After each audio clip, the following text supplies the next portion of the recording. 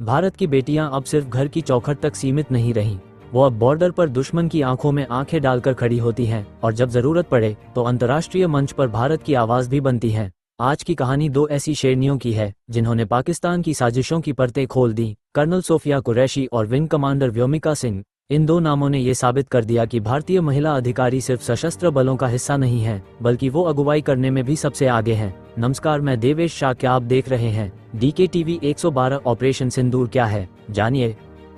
Operation सिंदूर भारतीय सशस्त्र बलों द्वारा 7 मई 2025 को मंगलवार बुधवार की दरमियानी रात को अंजाम दिया गया एक सटीक और सुनियोजित सैन्य अभियान था। इसका उद्देश्य पाकिस्तान और पाकिस्तान अधिकृत कश्मीर (POK) में स्थित आतंकी ठिकानों को नष्ट करना था, जिनसे भारत के खिलाफ आतंकी हमलों की योजना बनाई और संचालित की जा रही थी। इस ऑपरेशन को 22 अप्रैल 2025 को जम्मू कश्मीर के पहलगाम में हुए आतंकी हमले के जवाब में शुरू किया गया था, जिसमें 26 लोग मारे गए थे, जिनमें 25 भारतीय और एक नेपाली नागरिक शामिल थे। इस हमले में आतंकियों ने विशेष रूप से पुरुषों को निशाना बनाया था, जिससे कई महिलाओं का सुहाग उजड़ गया था। इसलिए इस ऑपरेशन का नाम सिंदूर रखा गया, जो सुहाग की निशानी और उसकी रक्षा के प्रतीक के रूप में देखा जाता है। ऑपरेशन की मुख्य विशेषताएं, लक्ष्य और निष्पादन। भारतीय सेना, वायुसेना और नौसेना ने संयुक्त रूप से इस ऑपरेशन को अंजाम दिया। कुल 9 आतंकी ठिकानों को निशाना बनाया गया, जिनमें 4 पाकिस्तान के अंदर जैसे बहावलपुर, मुरीद के, चकमरू, सियालकोट और 5 POK में जैसे कोटली, मुजफ्फराबाद थे। ये ठिकाने जैश-ए-मोहम्मद, लश्कर-ए-तैयबा और हिजबुल मुजाहिदीन जैसे आतंकी संगठनों के थे।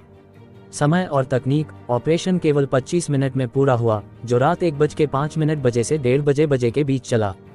भारतीय वायुसेना ने राफेल, सुखोई और मिग जैसे फाइटर जेट्स और स्कैल्प क्रूज मिसाइलों का उपयोग किया। ड्रोन की मदद से 100 किलोमीटर अंदर तक लक्ष्यों की पहचान और निगरानी की गई। सटीकता और संयम, भारत ने केवल आतंकी ठिकानों को निशाना बनाया, किसी भी पाकिस्तानी सैन्य या नागरिक ढांचे को नुकसान नहीं पहुंचाया। रक्षा मंत्रालय ने इसे केंद्रित, नपीतुली और गैर उत्तेजक कार्रवाई बताया। परिणाम, इस ऑपरेशन में 80 से 100 से अधिक आतंकवादी मारे गए, जिसमें मसूद अजहर और हाफिज सईद जैसे आतंकी नेताओं के संगठनों को भारी नुकसान हुआ। जैश-ए-मोहम्मद और लश्कर-ए-तैयबा के मुख्यालय पूरी तरह तबाह हो गए। प्लानिंग, ऑपरेशन की योजना राष्ट्रीय सुरक्षा सलाहकार NSA अजीत डोभाल की अगुवाई में तैयार की गई थी। खुफिया एजेंसी रॉ ने लक्ष्यों की पहचान की और प्रधानमंत्री नरेंद्र मोदी ने इसकी मंजूरी दी। ऑपरेशन के दौरान PM मोदी और डोभाल लगातार निगरानी करते रहे। समाजवादी पार्टी (सपा) के राष्ट्रीय अध्यक्ष और उत्तर प्रदेश के पूर्व मुख्यमंत्री अखिलेश यादव ने ऑपरेशन सिंदूर को लेकर कई बयान दिए, जो उनके समर्थन और कुछ सुझावों को दर्शाते हैं। उनकी प्रतिक्रियाएं निम्नलिखित हैं। सोशल मीडिया पर पहली प्रतिक्रिया, अखिलेश ने ऑपरेशन के तुरंत बाद सोशल मीडिया प्लेटफॉर्म X पर पोस्ट किया, पराक्रमो विजेते, जिसका अर्थ है पराक्रम की विजय होती है। इस संक्षिप्त बयान के जरिए उन्होंने भारतीय सेना के साहस और कार्रवाई की सराहना। सरकार के साथ समर्थन, अखिलेश ने स्पष्ट किया कि समाजवादी पार्टी आतंकवाद के खिलाफ सरकार के हर फैसले के साथ खड़ी है। उन्होंने कहा, पहलगाम हमले के बाद दिल्ली में हुई सर्वदलीय बैठक में हमने स्पष्ट किया था कि इस मामले में जो भी कार्रवाई करनी होगी, सपा सरकार के साथ रहेगी। आतंकवाद पर लंबी लड़ाई। लखनऊ में पत्रकारों से बातचीत में अखिलेश ने कहा कि आतंकवाद के खिलाफ ये लड़ाई लंबी है और इसकी जड़ों पर प्रहार करना होगा। उन्होंने भारत को और मजबूती से आतंकवाद का मुकाबला करने की जरूरत पर जोर दिया, क्योंकि वैश्विक स्तर पर भी यह एक बड़ी चुनौती है।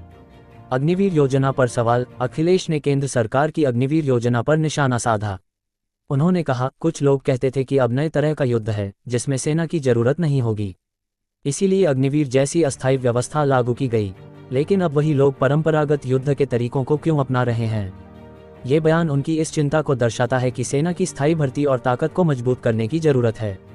सर्वदलीय बैठक में सुझाव, अखिलेश ने बताया कि ऑपरेशन के बाद एक और सर्वदलीय बैठक बुलाई गई है, जिसमें सपा के राष्ट्रीय महासचिव रामगोपाल यादव हिस्सा लेंगे और पार्टी के सुझाव रखेंगे। 22 अप्रैल 2025 को पहलगाम में हुए आतंकी हमले ने भारत को झकझोर दिया था, जिसमें आतंकियों ने 26 लोगों की हत्या की थी, विशेष रूप से पुरुषों को निशाना बनाकर। इस हमले ने देश में आक्रोश पैदा किया और पाकिस्तान से बदला लेने की मांग उठी। 15 दिन बाद भारतीय सेना ने ऑपरेशन सिंदूर के तहत पाकिस्तान और POK में 9 आतंकी ठिकानों को तबाह कर दिया। ये ऑपरेशन न केवल सैन्य ताकत का प्रदर्शन था, बल्कि भारत की आतंकवाद के खिलाफ जीरो टॉलरेंस नीति को भी दर्शाता था। ऑपरेशन की सफलता के बाद देश भर में जश्न का माहौल था। लोग आतिशबाजी कर रहे थे और POK को वापस लेने की मांग कर रहे थे। प्रधानमंत्री मोदी ने पूरी रात ऑपरेशन पर नजर रखी और राष्ट्रपति द्रौपदी मुर्मू को इसकी जानकारी दी। विदेश मंत्री S जयशंकर और एनएसए अजीत डोभाल ने अंतर्राष्ट्रीय समुदाय को ऑपरेशन की सटीकता और भारत की नीति के बारे में अवगत कराया, जिससे वैश्विक समर्थन हासिल हुआ। अखिलेश यादव ने इस ऑपरेशन का स्वागत करते हुए सेना की बहादुरी की सराहना की और सरकार के साथ खड़े रहने का वादा किया। हालांकि उन्होंने अग्निवीर योजना पर सवाल उठाकर यह भी संदेश दिया कि सेना को और मजबूत करने की जरूरत है। उनकी प्रतिक्रियाएं देश के साथ एकजुटता दिखाती हैं, लेकिन कुछ नीतियों पर उनकी आलोचना भी सामने आई। पाकिस्तान की प्रतिक्रिया। पाकिस्तान ने इस ऑपरेशन को युद्ध की कार्रवाई करार दिया और दावा किया कि इसमें नागरिक मारे गए। हालांकि भारत ने इन आरोपों को खारिज करते हुए कहा कि केवल आतंकी ठिकाने निशाना बनाए गए। पाकिस्तान ने सीमा पर कुछ गोलीबारी की, जिसका भारत ने जवाब दिया।